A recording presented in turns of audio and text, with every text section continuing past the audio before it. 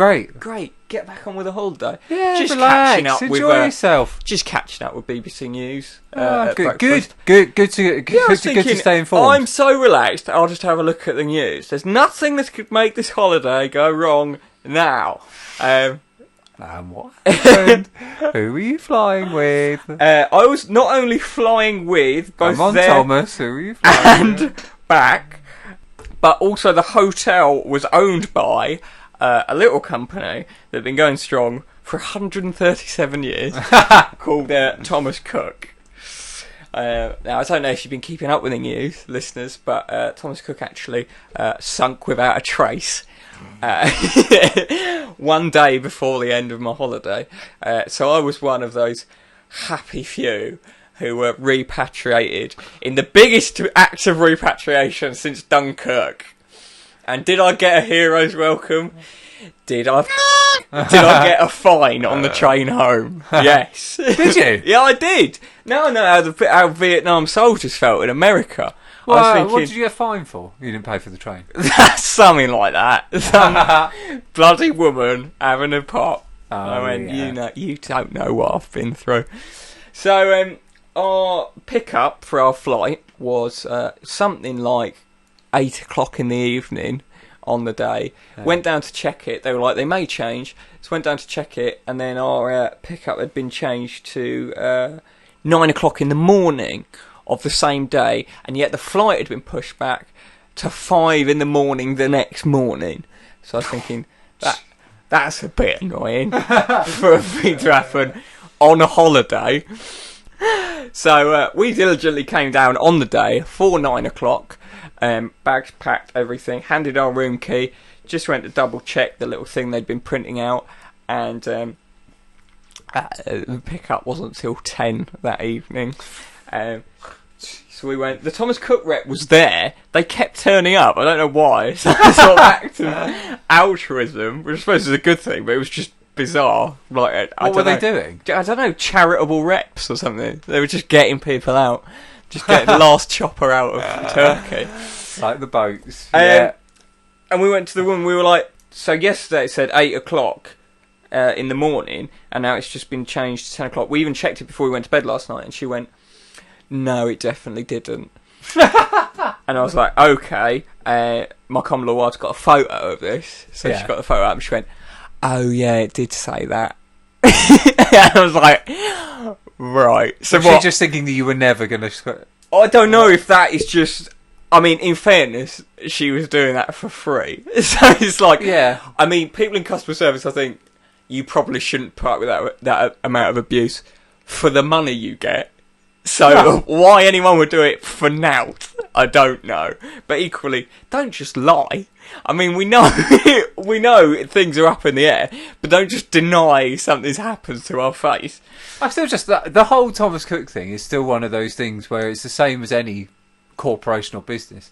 I do not understand the reaction to it. Seeing staff on social media saying how absolutely gutted they were that Thomas Cook has been their life, it's been their family. What? It's just an airline business. Why is it any different from any other airline business? It's like they're my family. No, they're not. It reminds me. No, I know. Do you think that the chief executive officer would have been taking those millions and millions of pounds bonuses if he thought that he could help you instead?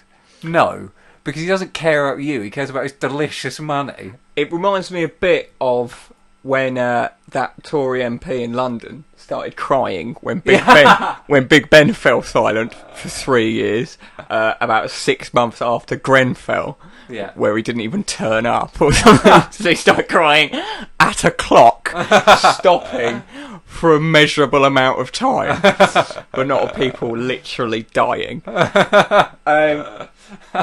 So anyway, the freelance rep then basically said, right, to be honest with you, it's completely up in the air. These pickups could change at any time. So I would just keep an eye on it. And we're like, okay. So we stayed in reception for 14 hours waiting for our pickup, which might seem overblown, But about half an hour before we were set to leave, this couple came down to check when their flight was going, and it had left half an hour earlier. What? Yeah. In fairness, right, the bloke on reception, who we ended up chatting to because we were sat in his office for 14 hours, had tried to like call them on the number they'd signed in with, went round the hotel shouting their name, and it was like he just literally had no sympathy. We were like, that was fine. I was expecting him to kick off, but why were you sat in his office? Why couldn't you sit by the pool? Well, not his office. I mean, because it literally they would print a sheet and just put it there. Right. And I was like, it was the end of our holiday anyway. Plus, all our stuff had been packed, so I sat there in jeans. Oh, okay. Didn't have the room anymore, and it was like, okay, we could go and sit by the pool, but we could also then get stranded in Turkey for the rest of our lives. And look what's happened, Jack. Well, Look what's happened. here you are. I could be there at the moment. Jesus Christ.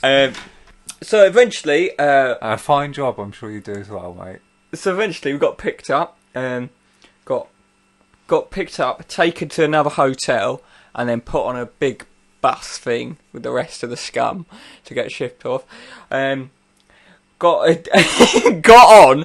I took about 14 seconds to take my bag off and put it down, and the bloke behind me went, "Oh, for God's sake." I was thinking, this is just, where's this Dunkirk spirit or whatever? When are we getting out of our most hated enemy, Europe, and getting home? In the face of adversity. Well. No, don't delay me. I need to get to the airport to sit there for 7 hours now. Got to the airport, I mean, chaos, as you can imagine. And also people were being very helpful and sort of suggesting stuff. I believe you've brought this up before, where people have gone, wasn't there your plane delayed last time you went on holiday? Yeah, it was, yeah. And a woman went, "What is the fault on the plane? Because my husband's friend is an engineer, and he will be able to help." Yeah, there was a lot of that. There was a rep from the British government, poor. I mean, I don't know what sort of junior intern had just been flown out to Turkey just to stand there and just have people hurl abuse. And this woman went up to him, right? She went up to him and she went, "How are we all getting on this plane?"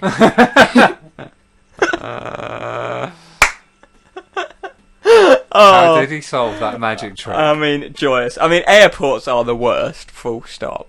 Just, I mean, I don't know what you doing at baggage check-in. I don't know what is wrong with you. Is it ever taking you longer than 2 minutes to put your bags on the thing? No. Never. Me neither. Never. There's just people there 15 minutes, 20 minutes, 10 minutes. What are you doing? What are you doing? Unbelievable. It's almost not worth going on holiday for me, for having to go to those places. Awful. Dreadful business. Deep breath. I mean, got on the plane. So we're getting there. Got on the plane, sat down in our seats. No, in fact, sorry. Got on the plane. People said 5A, 6A, down there. Pointed, went there. People sat in our seats. So I went, and I was thinking, okay, like, whatever. The numbers are on the tickets. Just sit where the number is, and we can all go home. That is one of those things that really, really angers me to the pit of my stomach, because it's not just planes.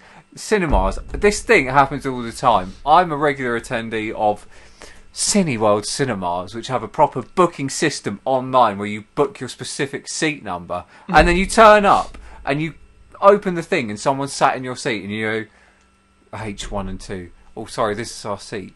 And 9 times out of 10, the person looks up to you and goes, "No." Yeah, always. Look at your booking first before you say no to me, and establish that you've definitely got it right. Because I'm looking at mine right now with my eyeballs, and I can see that it says H1 and 2, and right there next to you it says H1 and 2. No. No? What do you mean by no? Because you're clearly wrong. In fairness, right? And why would you want to sit in the wrong seat? No, but with the cinema, all the seats are booked. People are just going, "I'll just sit in the best seats." and then people could I just don't care. fit around me. No, but on a plane, Yeah, it literally doesn't matter. Yeah, Unless it's you want the different. long leg room or whatever, Well, it doesn't matter. Yeah, but it wasn't there, obviously. okay. It was just awful. Obviously. So, you don't need it. obviously, we just had this discussion about the sort of scum who do that sort of thing. They showed us their tickets, and they had the same number as us. Really? Yeah, so I had to. Luckily, I didn't explode. I was ready to. It was just the airport. Thank God they didn't sell booze. We were flying at 5:30 in the morning. There were people who were just treating it as an extension of their holiday. Yeah, they were just always. going, yeah, loving it, just running around screaming, just shouting. What is wrong with everyone? I hate you all so much. Also, our plane was meant to fly in Gatwick. And it flew into Birmingham airport. Yeah. And then they said, oh, don't Birmingham worry. International. Yeah. Birmingham International, 12 hours late. They said, oh, don't worry, because there's a coach that's going to take you to Gatwick at rush hour. I mean, I'm not looking... Well, the thing is, people are going to me, well, there's people still stuck out there, so you're lucky to get... Okay, I understand I'm one of the lucky ones in that situation, but also, it's my holiday and I paid for a service. Yeah, I agree with you, mate. I don't think any part of that is lucky at all. Like you say, a 137-year going business happens to collapse as you're on holiday.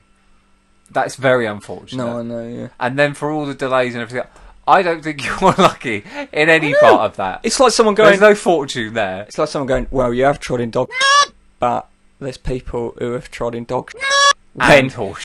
the dog was eating raw chicken. So, I mean, you don't know you're born, quite frankly. Anyway, got there, the bloke had the same tickets, and I was just thinking, Dave overbooked the plane.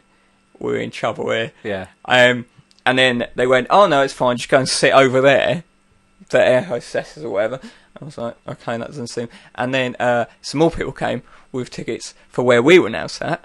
And then I was just thinking, this is a disaster. Luckily, though, they just kept like a whole aisle empty. I don't know what... whatever. Anyway, we got on. Went home. Going home. People coming down the aisle trying to sell stuff, as they always do. Bloke in front of me got 3 cans of Stella. I don't know. 5 in the morning. Just keep the party going. Still on holiday. Now. To get to Birmingham for us is easier than Gatwick. Yeah. Well, sorry, it's easier than getting on a coach. Yes. Yeah. Rush hour down the motorway to Gatwick to then come back up the same way. But, you know, we booked a train from Gatwick. That's just gone gratis. That's just, never mind. It's just money. Who cares? It's only your money. Then my common law wife thought she'd book a train to get us home. Great. She then rushed me through the airport, shouting at me all sorts of abuse. Don't need that in the morning. I had about half an hour sleep in 28 hours. She rushed me onto the train, got on a Virgin train. I thought, this is weird. I haven't been on a Virgin train in a while. So they're pretty weird on Virgin trains. They don't really let you just use any old ticket. They're incredibly tight. Yeah. Incredibly tight. And that's what the woman who found us sat on the floor told us. Tight as Branson. But it taught me a little thing about assumptions, because I was thinking, there's no way this woman can give us a fine. But obviously she doesn't know I've just spent 28 hours trying to go home. She's just doing her job. So I'm ashamed that I hit her. But that's a joke. Never hit anyone, even in jest. And then, yes, we got home. Lovely holiday. House on fire?